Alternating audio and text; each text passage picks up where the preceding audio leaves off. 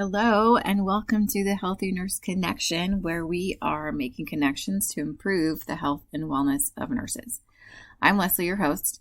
If you're new to the show, this is where we have conversations with other nurses or other healthcare professionals out there about ways to improve our health and wellness. Because if we do not improve ourselves, how can we help our patients or even imagine staying in the field of nursing if we don't know how to decompress and reset ourselves? So, welcome. Thank you for coming. I hope you've listened to our other shows. If you haven't, and this is your first one, hopefully this is a good one. We have Nicole Johnson with us today, who is a nurse. She is an ICU nurse and has been for several years. I'm going to really let her kind of tell you her story, but we had a great conversation today about what nursing is, her why and why she became a nurse, meditation and how you can use meditation in your nursing career to help you decompress and stay aware. And it was just a really great conversation. So thanks for coming, and I hope you enjoy.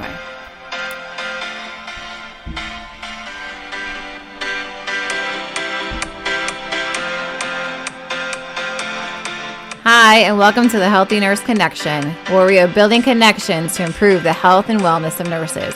I'm Leslie Catalano, your host, and I hope you enjoy today's show. Thank you. Hello, listeners. Thank you for joining us at the Healthy Nurse Connection. Today, we are connecting with Nicole Johnson, who is an ICU nurse and is doing amazing things to help other nurses with their health and wellness.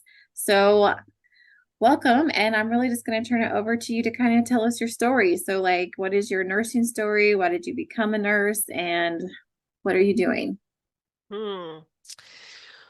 There's a lot to unpack here. First of all, thank you so much for having me on. I'm so grateful. I feel like I think Leslie, you and I have a lot in common already. I'm discovering, so that's really cool just to make this connection. Gosh, well, why did I become a nurse? My nursing story. Well, I mean, I remember when I was a little girl, I remember wanting to be a nurse, wanting to grow up and help people. And then as I got older, that sort of dissipated. And I was like, oh, maybe I'll be a sociologist, or maybe I'll be a psychologist.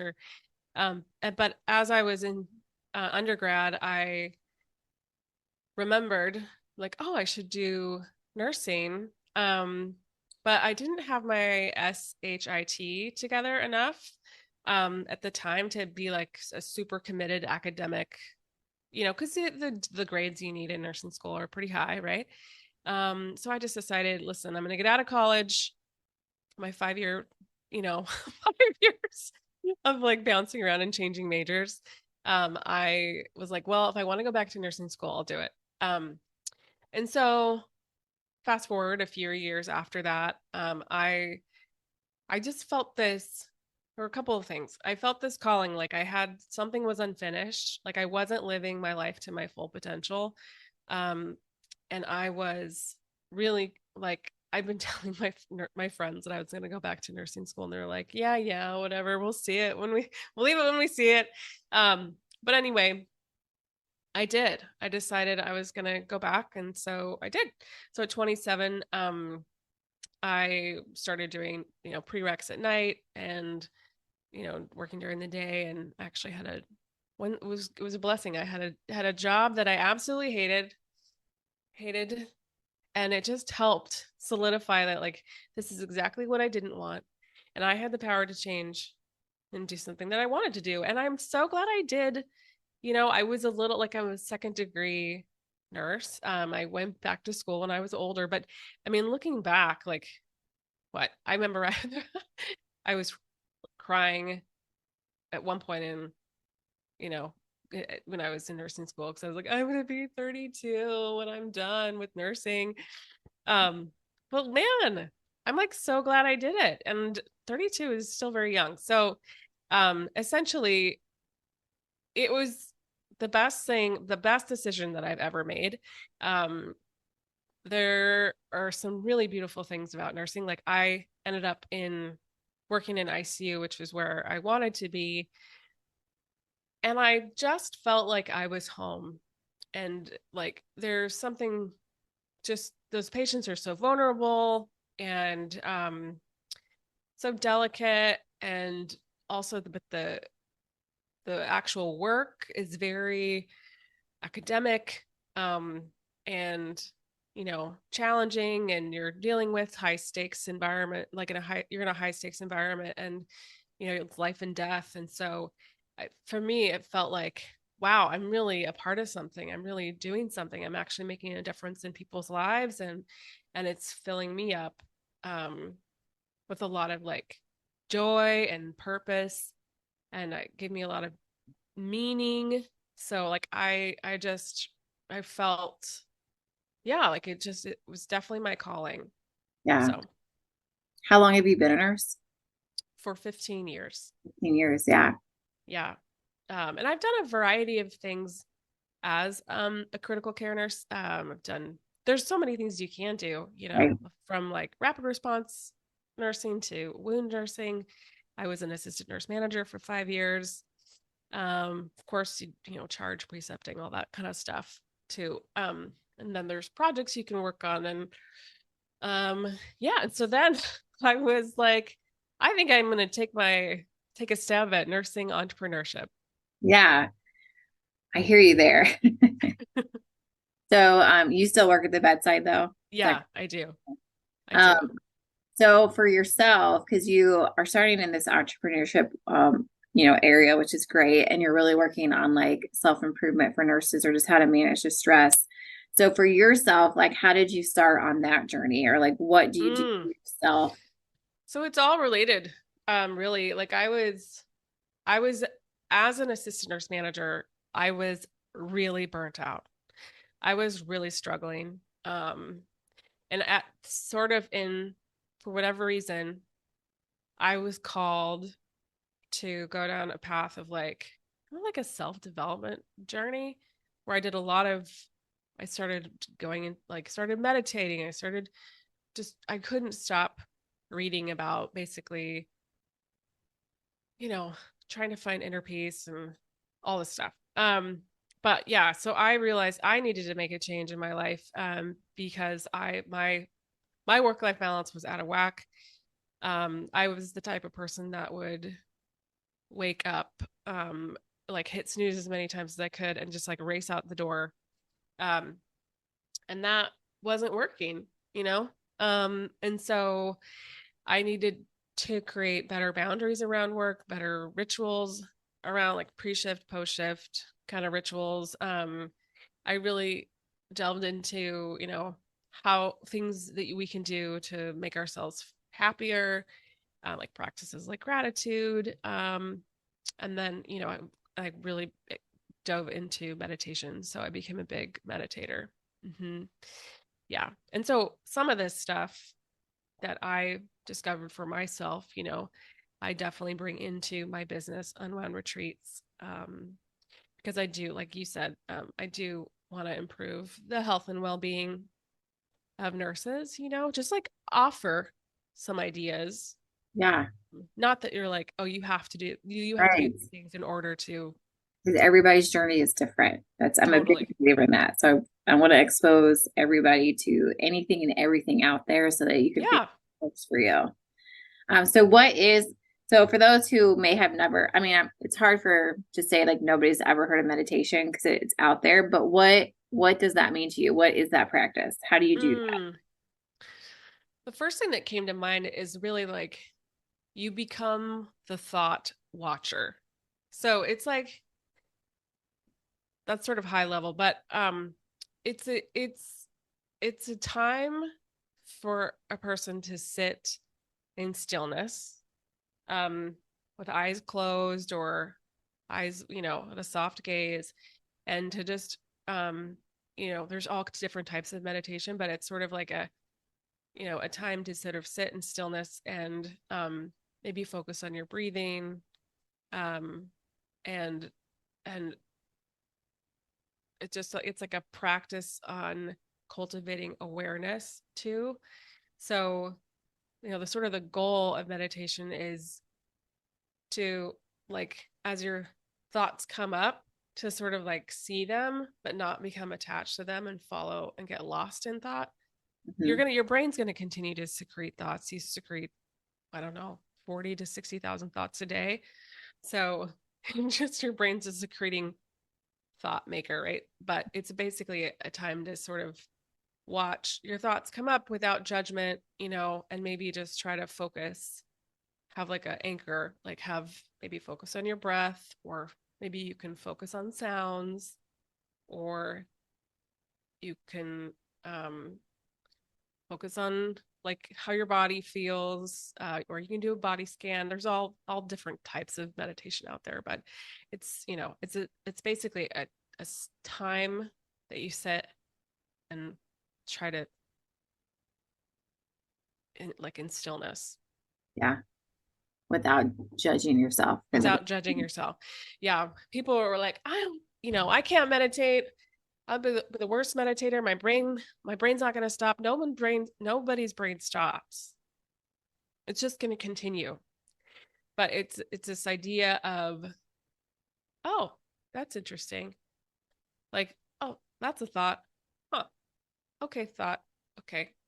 I'm thinking. That's thinking. Okay. And just not like kind of naming it and not following it. Excuse me. Yeah. No, My oh, sorry, go ahead. no, you go ahead. Oh, one that I don't know where I learned this one, but I like to do this practice. And I set a timer for 10 minutes and I count my breath for 10 cycles of inspiration, expiration, and then I go back to one. But if you get lost in thought, you start back at one. Mm. And it's just like a practice just to keep yourself, you know, anchored. And sometimes I make it to 10. Sometimes I get lost in thought, but again, it's not a place for judgment. It's just a place, it's just, yeah, it's just a Let your mind, practice. yeah, Yeah. let your mind rest. Yeah, Mm-hmm. that's an interesting way of looking at it because I have tried meditation before and I'm not good at it. I guess I need to practice it.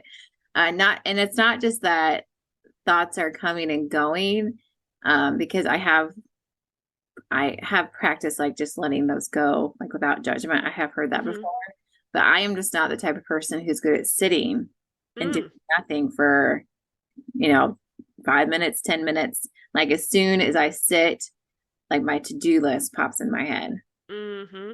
and then I can't. And I know that's a thought, but it's not like I'm not judging my to-do list, but my body like wants to get up and do something. Well, you can do walking meditations. Mm, yeah, that would probably be Um, amazing. yeah. I Mm-hmm. never thought of that. Yeah. It's just more of like, walking with intention, maybe walking without your headphones in. Um, you could probably Google walking meditations and find something, but it's just sort of a practice of being, I haven't said this yet, but it's like being in the now, trying to Yeah, be in the present is also the point of meditation. yeah. Because we're in the future, we're in the past, we're never right now. So it's about trying to bring you intentionally to what's happening right now. So with walking meditation, it's just like, oh, there's a bush and there's a bee on a flower. There's And a it bird. distracts. Yeah. Yeah. Because I could see how that would like distract my body from wanting to do Yeah. because Yeah. I hear that. I mean, that's hard.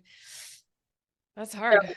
once you started practicing this meditation on like a pretty regular basis, like how did it change like your practice of nursing or how it This you is good. job? This is a great question. Well, so I said like meditation is about cultivating awareness. So it helped me recognize what was happening in my body at work. Like, um, maybe I'm like, oh, I feel distressed. Okay. And then I'll be like, why? Because we're in and out of rooms and there's all kinds of stuff happening. I have this very distinct memory of like I had I I, I think I'd heard something or I was talking to something about somebody that wasn't very it was very sad, right? And then I kept moving on. And about 5 minutes later, I had this like really intense feeling. And I was like, what am I feeling? And I was like, oh, it's this, moral distress that I'm feeling, of whatever, some young man, dying with a small child, like in the room or whatever. I was like, oh, yeah, that is really hard. And so it helped me and helps me just pay attention to what I'm feeling and then sort of name it and then sort of ask myself, like, what do I need? What do I need in the moment? Like, do I need to step off the unit? Do I need to just sit for a minute? Do I need to go for a walk? Do I need to talk to somebody? You know, that's sort of how it's helped me. Yeah. It's like meditation is really, I feel like it's a practice for life. Yeah. Like, maybe you're upset with somebody, you can feel it in your body, and you're like, wow, like really having a reaction to this. Yeah. So, yeah. Yeah. And I like how you're not ignoring that feeling because I think a lot of times nurses, we talked about this before, are really good at ignoring whatever emotions we're feeling because we're just trying to survive, right? And get through. Yeah. And then we don't ever go back and feel those emotions. They just get bogged up. But with this, you identify that you are feeling something, you name it, and then decide in that moment, how can I deal with this? Mm-hmm. I think that's amazing to me. Yeah, it's great. It's accessible. You know what I mean? Yeah, It's like exercising a muscle. right. Yeah, it's so funny. We I have a term for what you were talking about. Um, we used to just push it down. We would just push everything down, everything awful and traumatic and horrible. We just push it down and keep going. Yeah. Yeah, we do. That's a um I just talked with somebody like about this the other day, but we it's okay to like feel those things. Like I know we are in survival mode a lot of times. We push it down, but we have to remember to come back and address those because Mm-hmm. the more we push it down, the more it leaks into our personal lives and it influences the way we interact with our loved ones and our friends and everybody, and we don't even realize it. Mm-hmm. Yeah. Mm-hmm. I've tried.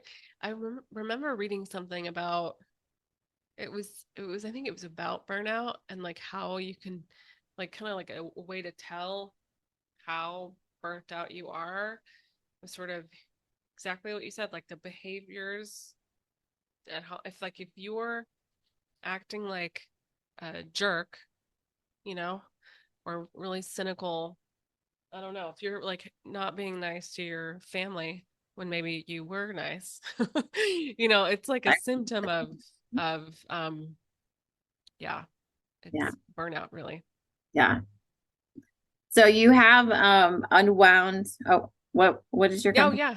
Unwound retreats. Unwound retreats. That's what I thought. I want to make sure I got it correctly. Unwound retreats. So what is that, and what do you guys do?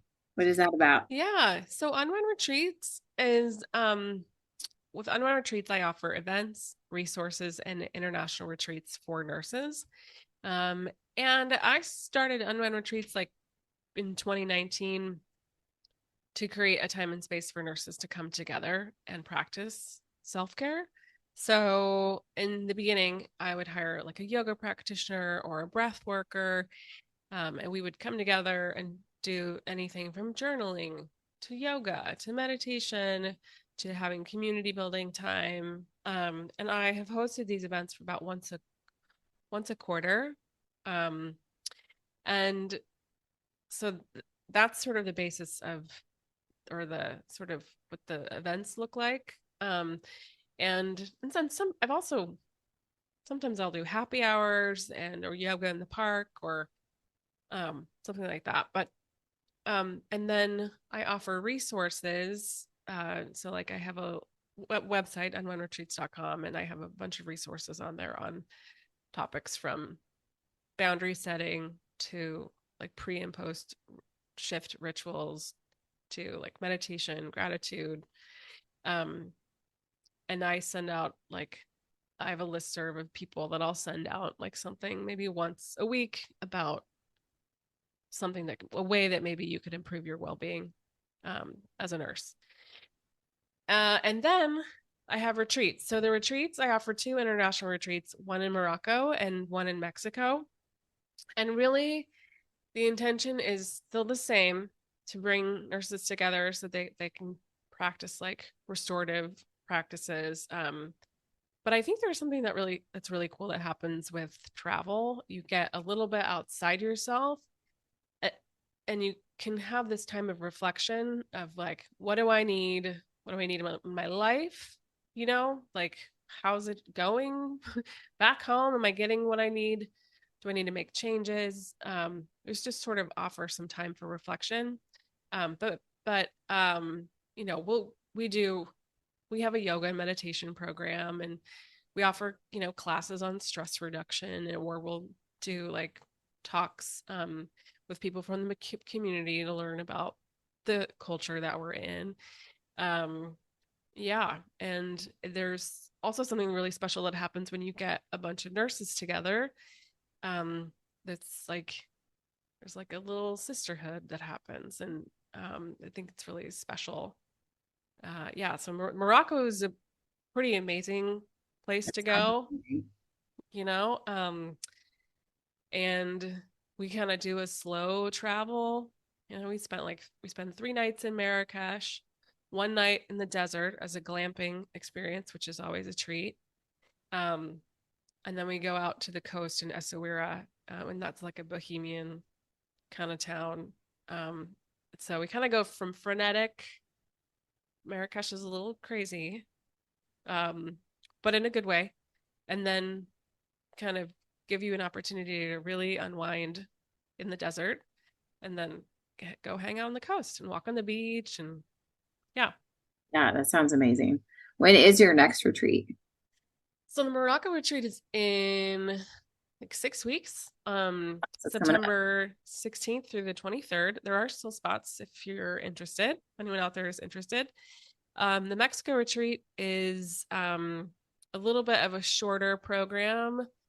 It's like 4 nights, 5 days, and that's in November 6th through the 10th. There's also some spaces available there too. And I do want to say that on my retreats, I offer continuing education, not too much because I want people to enjoy themselves, but you know, just enough that if you want, you can get some reimbursement from your hospital. So listen to that. You can get continuing education by going to Morocco and walking on the beach. Yeah, that's exactly right. You can go to unwoundretreats.com and just there's the two programs are listed there. Um, or if you know, you can email me at Nicole@unwoundretreats.com if you have questions. Yeah, that's awesome. How long have you been doing the retreats? Since 2021. Yeah, Morocco was the first one. So I'm about this year will be year 3. And then Mexico, I started in 2023. Yeah, in March. So yeah. Mm-hmm. My goal is to create something stateside that Mhm. is maybe more accessible too. Yeah. Mm-hmm. So your website is, repeat that one more time. Unwoundretreats.com. And I'm going to put all that information in the show notes also, so you guys should be able to get that on the podcast website or wherever you listen to this. So you should be able to find that there in the show notes. That is just, I think what you're doing is like amazing. I'm going to have to check my calendar for the next 2 years to see if maybe I can join you. Yeah, definitely. See if your university will pay for you to go. Yeah. Yeah. Cause I do work at, well, I work at a community college, but maybe Okay. you might count that as some like professional development, maybe. Yeah, so what you could say, let me go to Morocco and we can plan something and we can replicate it for our students. Yes, exactly. That would be awesome. Well, Nicole, it was great talking with you and getting to know you a little bit more today. Is there any other tips or anything you'd like to say to our listeners? Well, I just want to say thank you to everyone out there who's nursing. And, nursing is a very special profession. And some days are really hard and some days are great. But if you're struggling out there, you know, get help. Um, you come first. Your health and well-being is so important. If you're struggling, reach out to a counselor, call a crisis line. If you need something crappy happened at work and you're still ruminating about it, maybe you need to debrief with somebody. Um, anyway, but you matter most. And so make sure you take care of you and do stuff on your days off that bring you great joy. So, you know, fill your cup up. And life is short. If you're not happy with something, do it now, because Yeah. you never know what tomorrow brings. Yeah. I think that's great advice because I really feel like, we as caregivers feel like we're just supposed to suffer for the benefit of other people, but we don't have to. There is a way to create that work-life balance. Talking to somebody if you need to, don't just let it stay in you, and then doing things that just make your heart happy. You got to find those things and do them often. Yes. Yep. Well, All right. thank you so Well, much yeah, for thank having you. me on. Yes, thank you for coming to talk to us today. It was a great conversation. Okay. You take care. Thanks You so too. much. Okay. All right. Well, thank you for coming to listen today. I hope you found this podcast helpful. I hope you guys are all trying to book your trip to Morocco so that you can get some continuing education and have your hospital pay for it. That would be amazing. If you do that, please reach out to me and tell me how it went because I won't be able to make it this time. But anyway, I hope you learned something about meditation, about the importance of trying to feel your feelings in the moment and how you can do that more often. Like Nicole said, it is a muscle that you have to continuously do. It doesn't come easy at first. You have to just kind of keep doing it until you find something that really works for you. Thank you for coming today and have a wonderful week.